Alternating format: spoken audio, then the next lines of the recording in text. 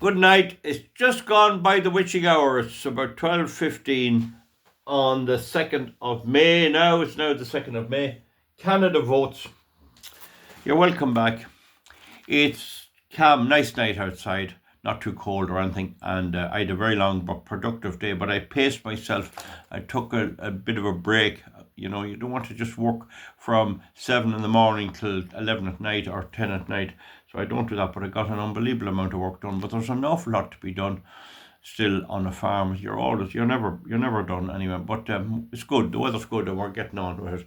But the thing is, anyway, that Canada voted, and it elected Mark Carney. He's some connection with Mayo. He's from Mayo connections.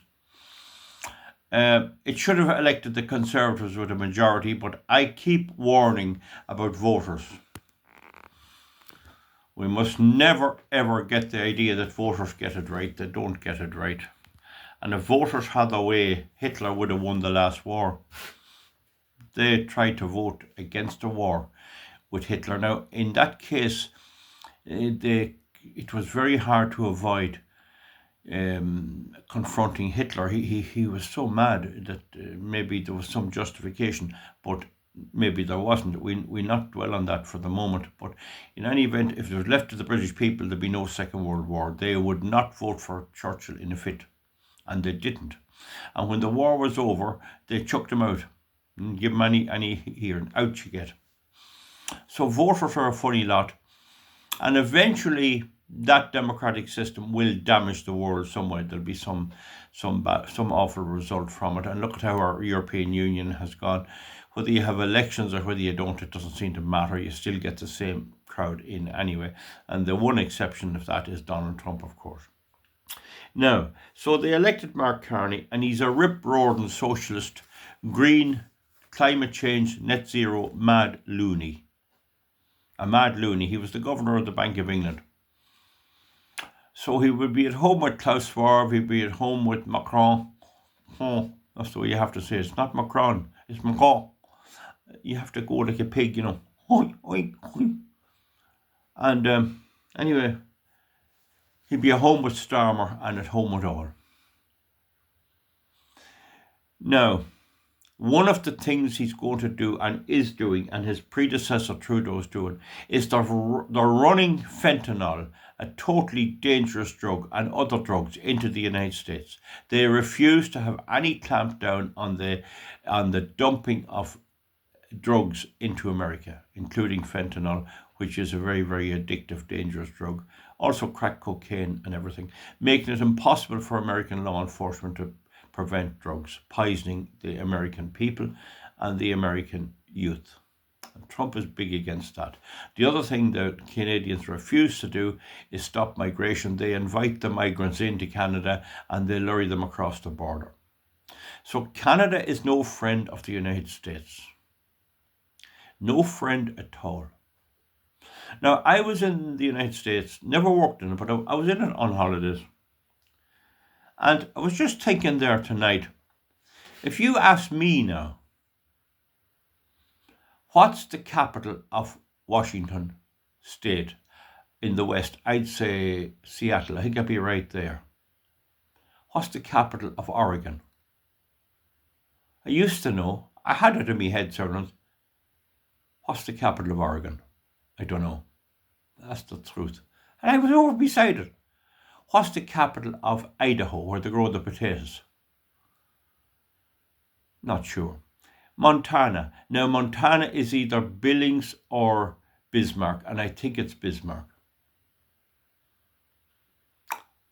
What's the capital of Wyoming? I think it's Casper. Now, Wyoming, there's more grass on a lawn in Dublin, in Ireland, than there is on the whole state of Wyoming. They have cattle out there, I don't know what to do, eat. 1,000 acres. There'll be more grass on the St. Stephen's Green in Dublin, not the Phoenix Park. The Phoenix Park would have more grass growing on it than Wyoming, Nebraska, and Montana. That's how barren it is and totally parched. And I once made the mistake of stepping in out of a car in Wyoming, and I had no shoes because it was lovely and warm, and I was driving with no shoes. But I had socks on, I think, and when I stepped on the grass, it was cactus plants. I had an awful job to get them out of my feet. It's not grass at all. Something else. But anyway, what's the capital of Wyoming? I think it's Casper. And I was in the state and drove across it. I was in Cody. I was in a few towns in it. South Dakota, I know it's Pierre. And I'd say not one of the people here listening to me knows it. Does anyone know what the capital of North Dakota is? See? Now we know that Omaha is in Nebraska because it's a left-wing enclave of education there. But if we go to Iowa, what's the capital? Would anyone know? It's Des Moines. I know that because I buy stuff from Brownells. Used to different stuff from them, tools and that, screwdrivers.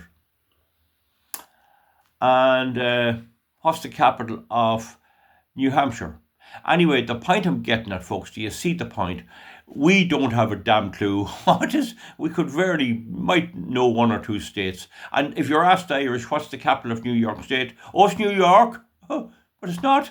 It's Albany, isn't it? So the point is, in America, everyone knows the capital of the states they're in. So if you're from Georgia, you know the capital of those states. You wouldn't be caught with those questions. And they know a good deal of the north of the border and south of the border. They know a good deal about Mexico, the states of Mexico. And they know a good deal about the different states, Ontario, Alberta, and Newfoundland, British Columbia. They do have a fair idea what the capital of those places are. But when you turn them over to Europe, they know London is in England, they know Paris is in France, and Rome. They know Rome because of the Pope and the Roman Empire. But that's it. If you ask them what countries join Ukraine, they wouldn't have a monkey's notion. If you asked them to point out Ukraine on a map, they wouldn't have a monkey's notion. Wouldn't have a clue. They'd know Switzerland was a nice kind of a mountainous place, but they wouldn't have a clue. Latvia, Estonia, Lithuania, not a hope. And care less. And yet, in the last World War, the Americans lost a lot of troops fighting and going up on the beaches of France against German machine guns. Now, look at what is asked of the United States. Britain, Germany, France is saying we want to go into Ukraine and put manners on Putin and the Russians. We need in there.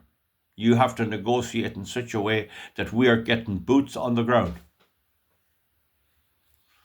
And by the way, when we get bogged down and they're starting to, our people are coming home in body bags, we will call on you for a guarantee to come in and fight for us. There are already a lot of people in America, a lot of men with no legs, no arms from the Afghan war. 54,000 died in Vietnam. Now, so what's expected now of America is to have a lot of young men walking around healthy, going grand, maybe in the military, and they're asked to give 65 legs, 38 arms, 160 eyes, 50 toes, right? 10 fingers on right hand fingers, 7,000 fingers of this hand, right? So I gave those figures just off the top of my head. So that's what's been asked of America. Oh, you have to do this. And just across the border, the people of Canada have elected a left-wing communist rascal. A rascal that's filling the country full of migrants and who is also pouring fentanyl into the United States, and if he could get more drugs, he'd do it as well. Who hates Trump, who hates the choice of the American people. Let him go over and fight in the Ukraine. And the wisdom of Donald Trump, President Trump, in refusing to back up Europe and realizing that Europe is the road to nowhere, and the abuse and everything he gets. Who has the vested interest in fighting for the Ukrainians? Who has a vested interest in backing up Keir Starmer and his net zero baloney? Who has a vested interest fighting for the Spanish when they can't even keep the lights on? Who's gaining? Why should any American give one drop of blood for anything in Europe? Why should he bother fighting the Russians? Isn't that the Europeans' trouble? Let them fight him. Oh no, we don't do that. We're regarding, we're nice. Oh, the Americans come in and they do all the bombing and they lose their legs. Oh, we'll bury their legs out in the graveyard here. That's what's been asked of the Americans. To go and fight and back up in Ukraine, and when they get the guarantee from President Trump and Congress, they'd have to keep their word. They also want the Americans to take Russia's money and give it to them. Would it not fit the Americans a lot better to put manners on Mark Carney? Why should he get away with it? Do you get my point on 12 minutes? I would recommend, and I believe in Alberta now they're going to protest about him. He's worse than Starmer. I never could understand why George Washington didn't take it anyway when he had them. But that's another day's work. He just wanted to secure what he had, I suppose. I don't think it's that outrageous that America should take Canada. I know it's a bit extreme. I know it is a wee bit. And I'd like to hear from any Canadian people we have here. The fact is, if you're a Canadian Conservative, your neighbours have voted for this prick and given him almost a majority, and he'll get someone else to prop him up and he'll do some damage. Just think of it. If an American farmer made a pound of butter and he tried to sell it into Canada and he was charging $3 for the pound of butter, the Canadians put $6 extra tariffs. If an American forester cut down wood, 50 lorry loads of wood or whatever it is, milled it and got it ready for market and exported it to Canada, $30 per cord. We'll say that's what it is for a unit measure, $30. The Canadians add on 60, bringing the total price to $9.90 to 90.